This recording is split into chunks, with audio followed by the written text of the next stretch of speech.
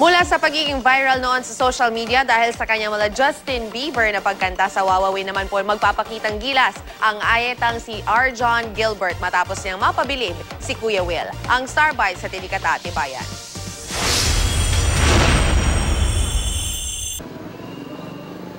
Sa mga kalsada tulad sa Timog Avenue, Quezon City, na inabutan ng GMA News kamakailan si Arjon Gilbert habang kumakanta.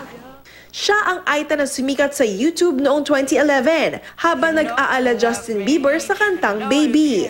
Nag-guest pa noon sa ilang show at nakamit pa si Apple the App. Pero unti-unting kumupas ang bituin at napilitang makipagsapalaran sa Maynila nang walang dalang anumang pera. Sa Summer Avenue naman siya napadpad. Nagkataon namang nandoon ang Wawawin host na si Willie Revillame habang nag-enjoy sa pag-fishball at nag-alaninong pang namudmud ng pera.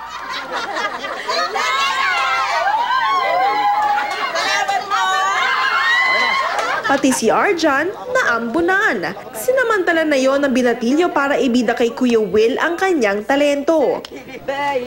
Baby, oh, I'm like baby. Sa tuwa ni Willie, inimbitahan niya si Arjon na mag-guest sa Wawawin. Gusto daw niya mag-guest sa show. Siyempre, guest ko yan. The show, Wawawin, is the show ng mga taong nangangarap. Labis ang pasasalamat ni Arjon. Malaking tulong daw yon lalo't nagsisikap siyang makaipon ng perang pampagamot sa nanay niyang may breast cancer. Yung pangarap ko na makita siya na natupad ngayon pong araw na to. Nag-pray ako bago ako pinadaan ni God dito. Hindi ko po akalain dito po si Kuya Willie. Katatibayan, GMA News.